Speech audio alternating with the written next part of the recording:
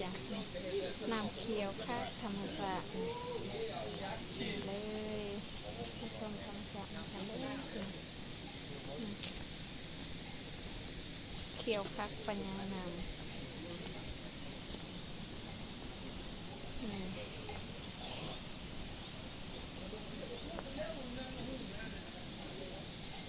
เขียวน้ำหัวพายเนาะ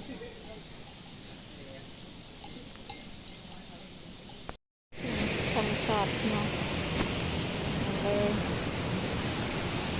เขียวน้ำเขียวคักปัญญา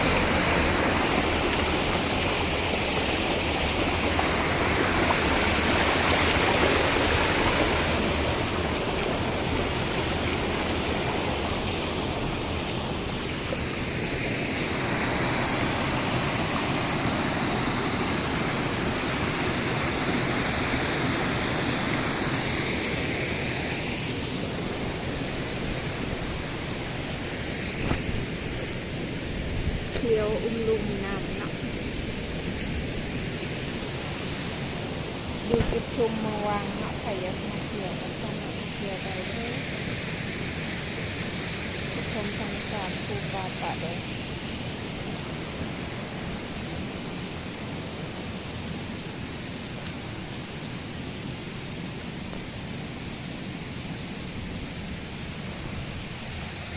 เขตมีกันไล่ตลอดทั้งปี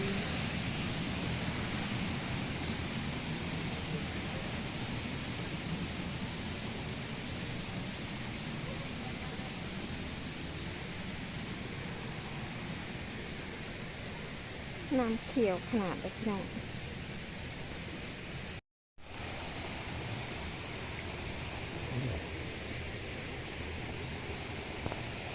เนี่ยยาสุดเหยียดเลย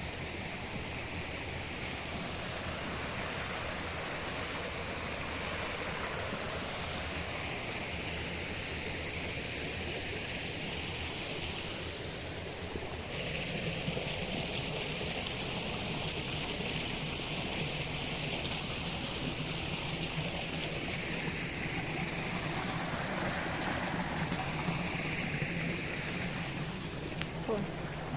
ทำงานแต่ว่าความแคบมันจะได้ไง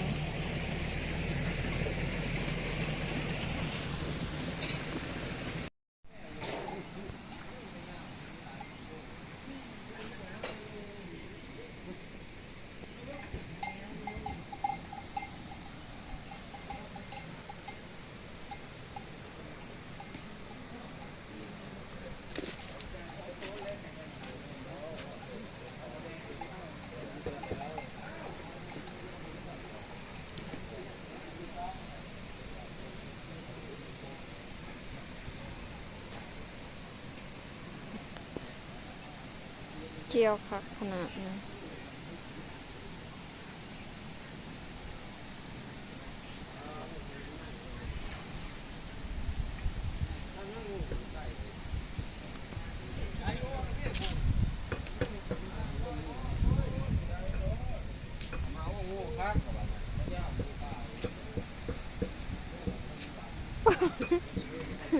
เห็นแต่มอชิงเด้อเห็นแต่มอชิงในคลิป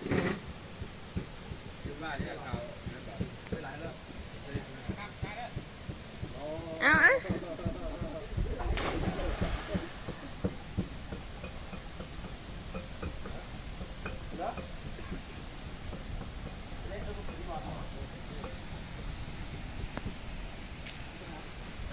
บริเวณ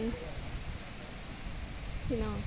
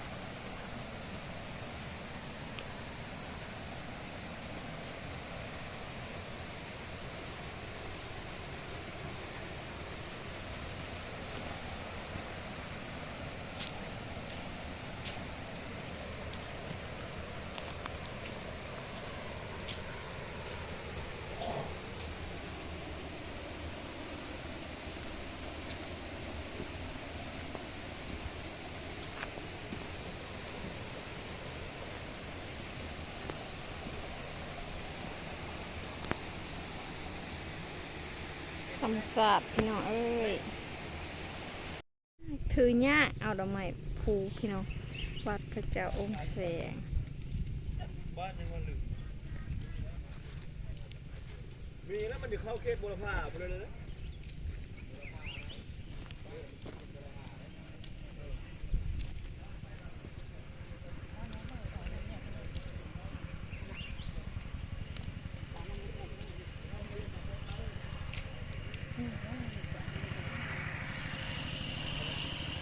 วัดพระเจ้าองค์แสง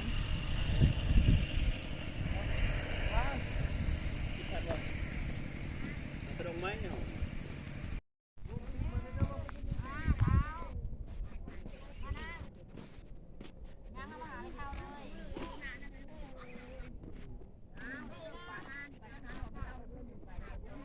เด็กเขาซื้อชอยแล้วเด็กเมื่อกี้ครับ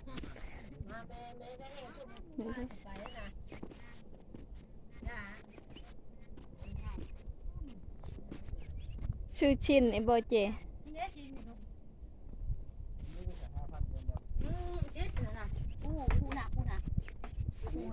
กูหาเลยยังซิปกูกระดอกมากินอย่างนั้นเลย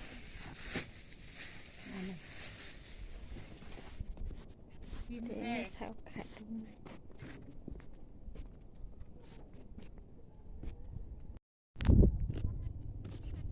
ไปไหว้ประทัดประจำแสงพี่น้องดอกไม้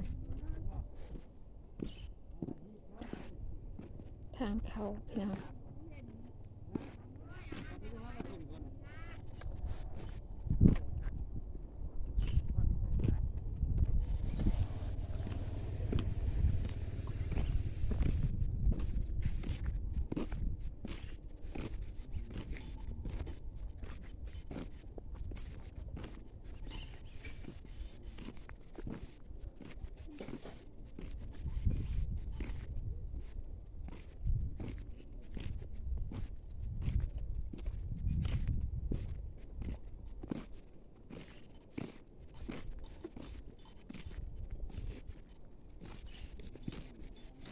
วัดนักบอลครูคนผักสาว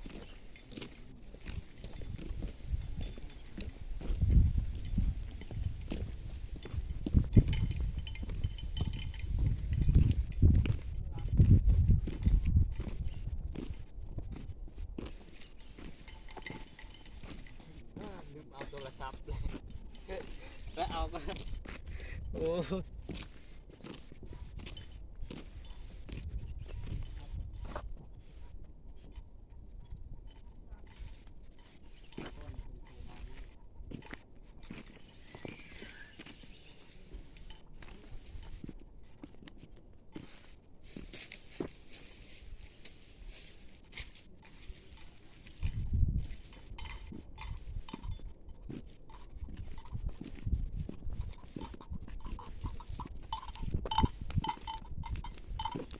ดอกไม้หัวมีงวนมันเป็นขัวหินเนาะโอ้กกมักส้มโอปะ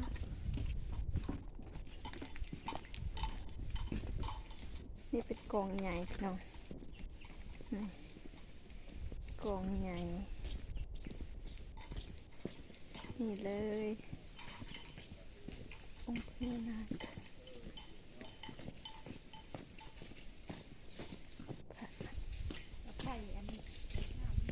กับไฟมีแล้วค่ะ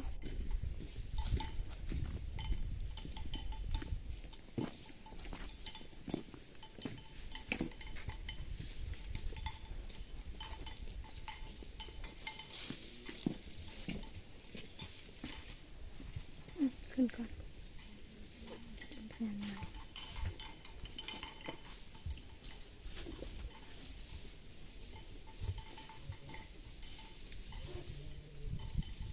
เป็นคันไดขึ้นพี่น้ององค์พญานาคอันนี้เป็นวัดพระเจ้าองค์แสงเป็นคันไดขึ้นจ้ะจากชั้นลงขึ้นไปนำกันพี่น้อง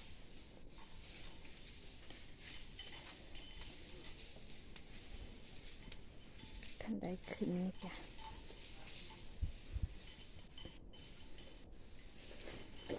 เป็นคัน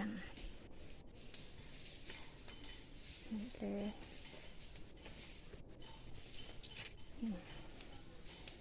วัดพระเจ้าองค์แสงจ้ะพี่น้องพระเพื่อสิขึ้นหอดเนาะบ่ง่ายขั้นใดพี่น้องติดตีนภูจ้ะที่เทิงภูจ้ะพี่น้องนี่ธรรมศาสตร์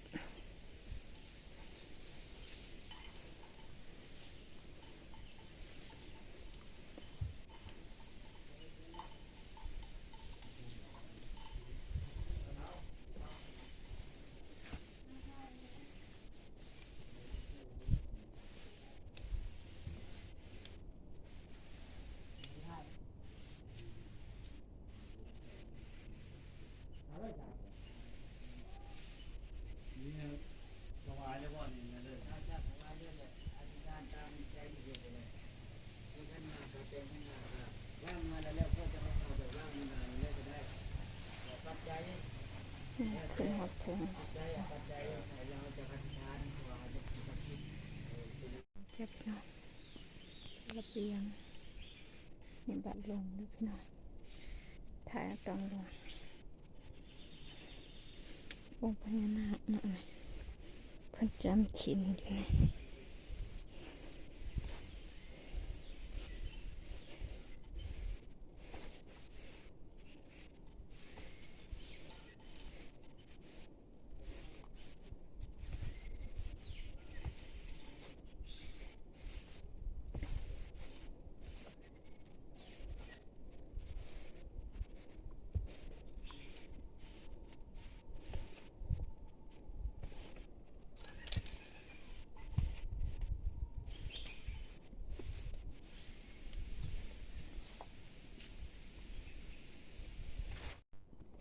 นี่บอนเสบาทมันนะ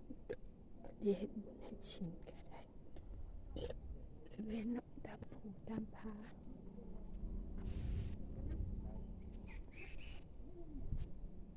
ย่างอ่ะ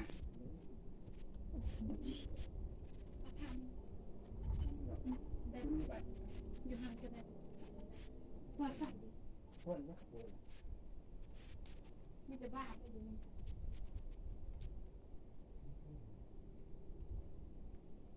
ทำเขามีแต่บาท